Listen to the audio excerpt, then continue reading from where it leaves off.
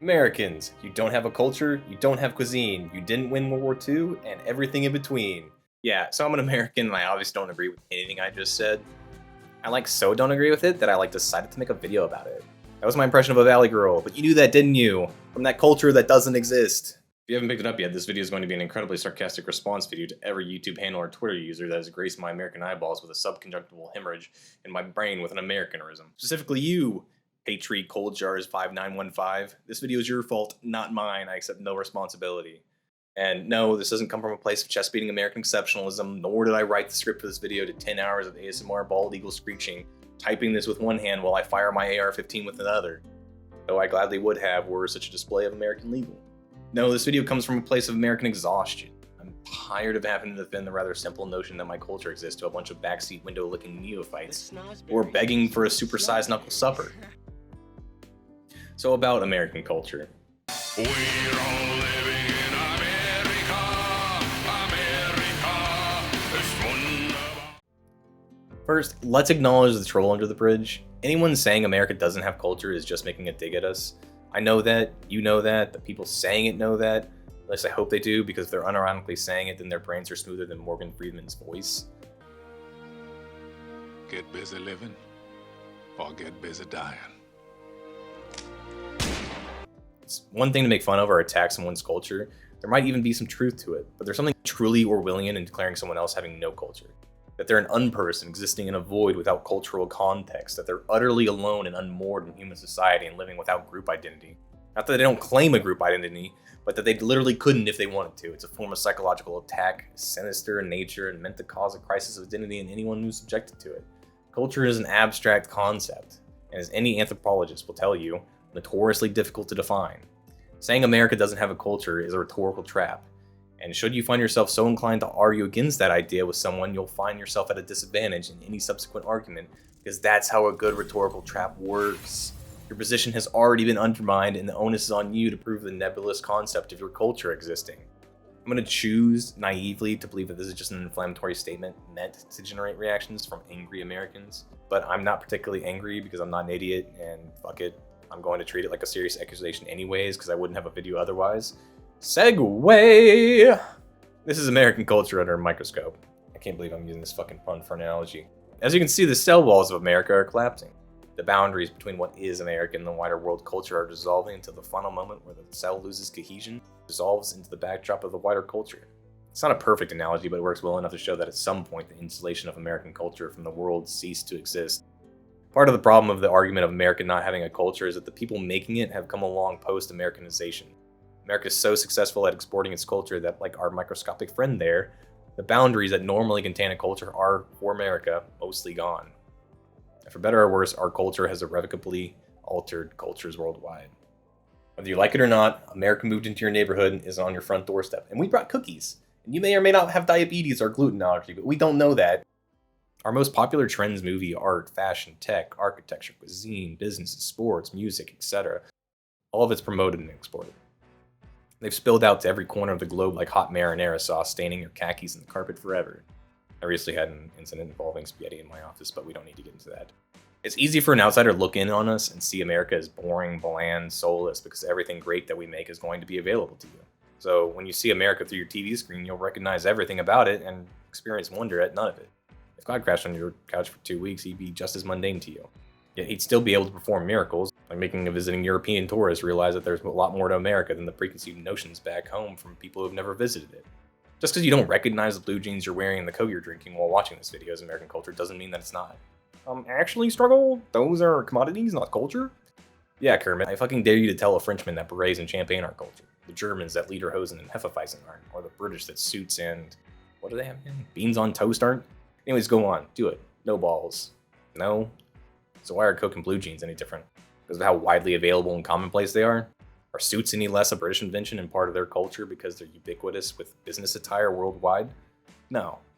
Which brings me to the argument that America doesn't make anything. We just steal from other cultures, repackage it, and sell it back to the world. Yeah, no.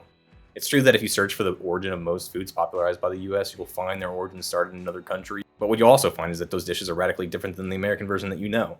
Hamburgers are a great example. That's what's more American than a hamburger.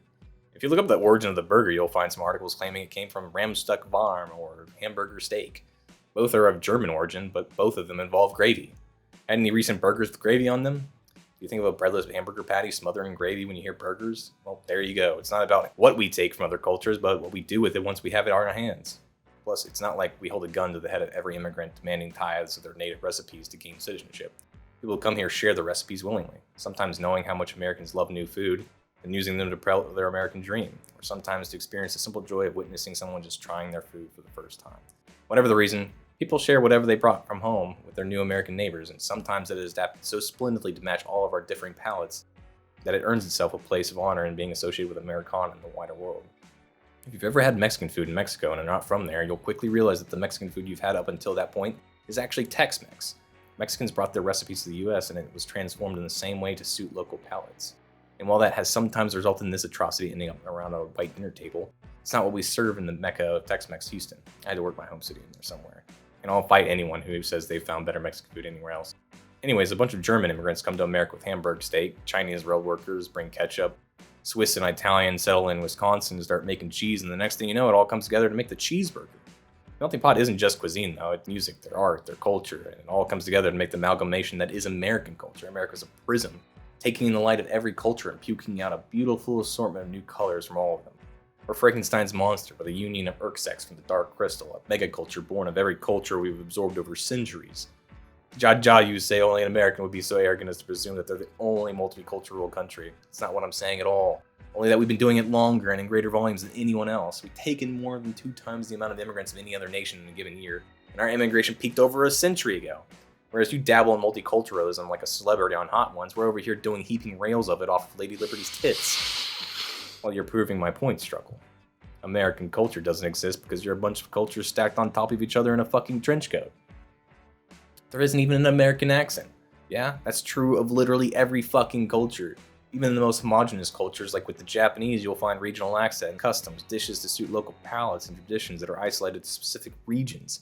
But no one's out here wildling saying Japan is culturalist because local customs and accents exist and vary from prefecture to prefecture. These aren't compelling arguments against America having a culture. They're wet paper sacks that can easily bust out of, like the Kool-Aid Man. What's next? Right. America isn't old enough to have a culture. Their culture is a flash in the pan, and you change directions as quickly as a weather vane in Oklahoma during a tornado season. So you can't be considered a culture. I'm sorry, but age isn't an argument. Culture isn't like a roller coaster at the amusement park where you have to be this tall to ride the ride. If anything, bringing up the age of America does more to muddy the waters and bring attention to the idea of culture not existing for more than a generation, if anything. Most of you don't listen to your grandparents' music, speak like they do, or view the world through their aging lenses. Your country might be 1,000 years old, but you have more in common with an American today than you do with anyone from your country circa 1023. And your cultural roots might be deep, but a botanist classifying a plant wouldn't hinge that decision on how shallow its root network is. So why would that be the case for America? I'll give you the short answer to all these questions. It's not. American culture exists even if I can't point at the beating heart of it on a fucking map. Just because I say oil and a guy in Michigan says oil doesn't mean we're not both Americans. The same way that someone voting opposite of me in the last election is not any less American. Because at the end of the day, we both shake our heads at the clown show in Washington and occasionally our fists at it. I don't even have to share the same language as another American to be able to enjoy the fireworks on the 4th of July with them. What we actually need to share in common to be American is very little. But the bonds that we do share are stronger than our perceived lack of homogeny. Just like 50 separate and unique states together make one nation, over 300 million individuals come together to make our culture, which is 300 million more reasons than I actually need to make about why our culture exists.